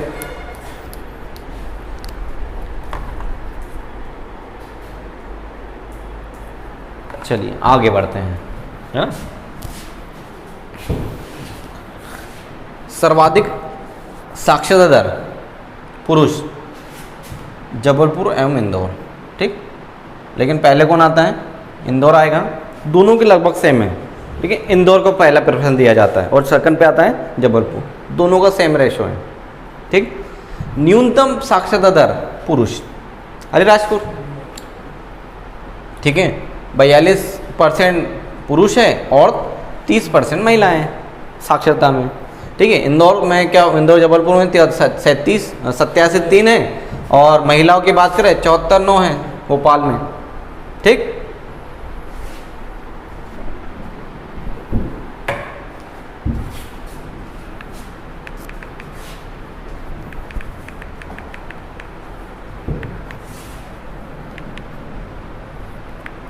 ठीक है, सर्वाधिक जनसंख्या वाले जिले घटते क्रम में। ठीक है, सबसे पहले इंदौर है, बताया 87.3 दोनों का सेम है। फिर जबलपुर 87.3 सेम है। फिर सागर आता है, भोपाल आएगा और रीवा आएगा। ठीक, न्यूनतम की बात करें तो हरदा न्यूनतम जनसंख्या कहाँ की है? हरदा की 2011 के जनगणना के अनुसार। ठीक, जब आगरमालवा बना था, ठीक है, 2014 में, हाँ, है ना, तो उस समय आगरमालवा था सबसे छोटा, ठीक, अब निवाड़ी हो गया है प्रदेश का सबसे न्यूनतम जनसंख्या वाला और न्यूनतम क्षेत्रफल वाला जिला कौन सा है वर्तमान में? निवाड़ी, जो कि 52वां जिला है। लेकिन वो क्या पूछ रहा है 2011 के जनगणना के अनुसार, तो वही बताना है हरदा। ठीक है, दिमाग नहीं लगाना ज़्यादा। फिर हरदा के बाद उमरिया आता है, फिर श्योपुर है, डिंडोर ही अलीराजपुर है। ठीक, सर्वाधिक साक्षर दर वाले जिले ये हो गया ना, नहीं जनसंख्या में थे, है ना। साक्षरता की बात करें तो जबलपुर है ना, साक्षरता में सबसे ज़्यादा था। फिर इंदौर है, भोपाल है, बालाघाट और ग्वालियर। न्यूनतम की बात करें अलीराजपुर सबसे कम है, फिर झाबुआ, बड़वानी, श्योपुर, धार, ये तो हो गया था। पुरुष साक्षरता की बात करें जबलपुर, इंदौर, भोपाल, भिंड और बालाघाट। न्यूनतम पुरुष अलीराजपुर, खंडवा, झाबुआ, बड़वानी, धार। महिलाओं की बात करें तो सर्वाधिक महिला साक्षर दर, अगर वो पूछे भोपाल है, बोले दूसरे नंबर पे कौन है, भाई ये पूछ लेना कि पहला तो पता है जबलपुर और अपना यहाँ का है, पुरुष का पूछ ले तो जबलपुर है, इंदौर है और जबलपुर आता है। ठीक, वो भोपाल तीसरे पे। लेकिन महिलाओं की बात करें तो हमारे माइंड में क्या घूम रहा है? भोपाल, और उसके बाद हम क्या लगा देंगे? इंदौर। इंदौर गलत हो जाएगा। महिलाओं की साक्षरता बात करें तो पहला जबलपुर है, भोपाल है, फिर जबलपुर और इंदौर तीसरे नंबर पे महिलाओं में, IMP। ठीक, ठीक है, भोपाल, जबलपुर, इंदौर, बालाघाट और फिर ग्वालियर। न्यूनतम की बात कर अलीराजपुर, झाबुआ, बड़वानी, श्योपुर, सिंगरौली, वही सेम ही है। चलिए, अब यहाँ पर हम 2001 और 2011 का तुलनात्मक अध्ययन करेंगे, है ना। ठीक, हमारा जो नेक्स्ट टॉपिक रहेगा 2011 की जनगणना का तुलनात्मक अध्ययन। 2001 और 2011 को तुलना करेंगे कि भाई ये 1 में कितनी थी और 2011 में कितनी जनगणना, या उसमें कितना अंतर आया है। ठीक, तो आपका कौन सा भी क्वेश्चन बने जनगणना से, वो प्रीवियस ईयर से पूछ ले या 2011 से पूछ ले, दोनों में हम निकाल सकते हैं और अंतर तक बता देंगे, तो लिखने के लिए भी काम आ जाएगा। ठीक है, तो देखते हैं।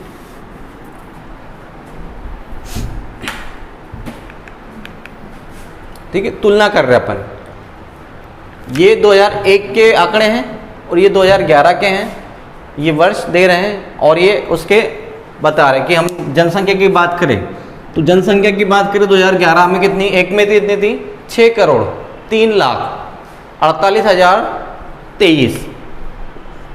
राउंड फिगर की बात करें कितनी थी, 6,03,000, हाँ सॉरी 6,03,00,000।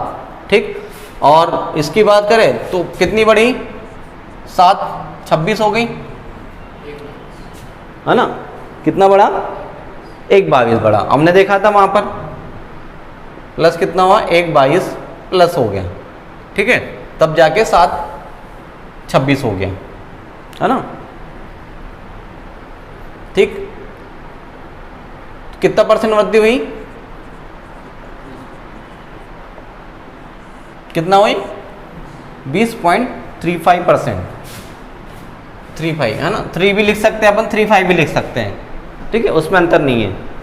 ठीक, जनसंख्या वृद्धि दर तो 2011 एक में कितनी वृद्धि दर थी और 2011 में कितनी थी, तो 2091 मतलब 1991 से 2001 के मुकाबले की बात करें तो उस समय यहाँ पर 24%, 24.26% वृद्धि हुई थी।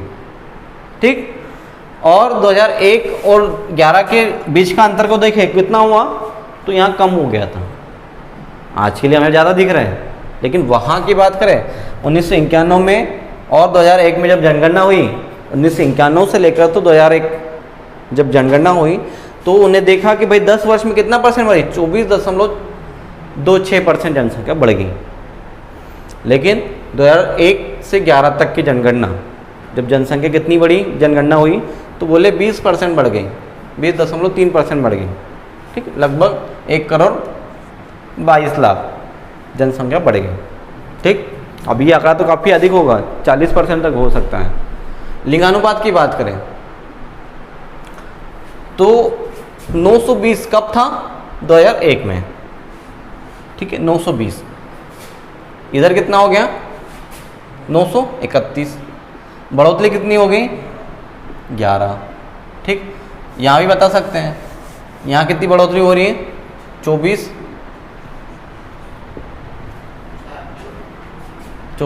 नहीं 4% बढ़ोतरी हो रही है, लगभग अपन 4 मान के चल रहे हैं, 3 पॉइंट वो कम आएगा, ठीक है,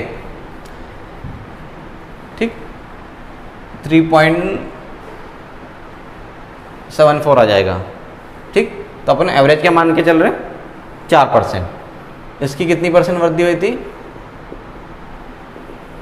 ठीक, और ये कितना हुआ 11, ये बढ़ी, ठीक है। लिंगानुपात की बात करें, नगरीय इसमें बांट दिया, ठीक है 918, यहाँ पर कितना था 898 था, 918 माइनस करेंगे कितना हो जाएगा 20, ठीक है। कितना बढ़ गया यहाँ पर 20, यहाँ पे बढ़ जाती हैं। ग्रामीण की बात करें तो 936 लिंगानुपात है ग्रामीण जनसंख्या का मध्य प्रदेश में, और पहले था 27, कितना हो गया 3 3 6 9 30 और 6 9। लिंगानुपात की बात करें तो पहले 932 था, यहाँ पर कम हो गया, यहाँ पर लिंगानुपात में हम कहाँ चले गए माइनस में चले गए, कितना माइनस में चले गए 2 और 12 14, ठीक है 14 माइनस में चले गए। साक्षरता की दर बात करें तो पहले था 63.7% हमारा रेशो था, एजुकेशन रेशो, लेकिन बाद में हमारा कितना हो गया 69.3, कितना परसेंट वृद्धि हुई 63 है ना, अप्रॉक्सीमेट 6 मान के चल रहे हैं, लेकिन वो 5 पॉइंट क्या आ जाएगा नहीं 6.4 हो जाएगा, ठीक है ना। चलिए 6%। पुरुष साक्षरता की दर बात करें पुरुष में तो पहले 76.1% लोग साक्षर हुआ करते थे, बाद में कितना हुआ 78, लगभग 2% वृद्धि होती है। साक्षर दर महिला की बात करें तो पहले 50% था, अब 59, तो लगभग 9% की दर वृद्धि हुई। जनसंख्या की बात करें 0 से 6 तो 1 करोड़ 7 था, यहाँ पर 1 करोड़ 8 लाख हो गया, ठीक है। यहाँ ज़्यादा रेशो नहीं है, मतलब 1 लाख की बात कर सकते हैं और कुछ ऊपर है, ठीक। तो ये है इसका वृद्धि का तुलनात्मक, ठीक है। अगर वो पूछ ले कि अब इसमें नया क्वेश्चन हो रहा है, वो पूछे कि लिंगानुपात की बात करें तो 2011 की गणना के मुकाबले 2001 में मध्य प्रदेश का लिंगानुपात क्या था। तो आपको याद है कितना अंतर निकला है 11 का निकला है। तो 931 आपको याद है तो कुछ नहीं करना है, 11 माइनस कर देंगे तो 920 आ जाएगा। अगर वो पूछ ले कि साक्षरता दर कितनी थी 69.3 है तो कितना परसेंट बढ़ा था केवल 6%, 6 माइनस कर देंगे। अगर वो आपसे ये पूछ ले कि लिंगानुपात कितना है तो वही है 918 था, वो माइनस कर देंगे। शिशु लिंगानुपात है ना, लिंगानुपात 931, शिशु लिंगानुपात 918, ठीक है। बस चलिए और आगे बढ़ते हैं।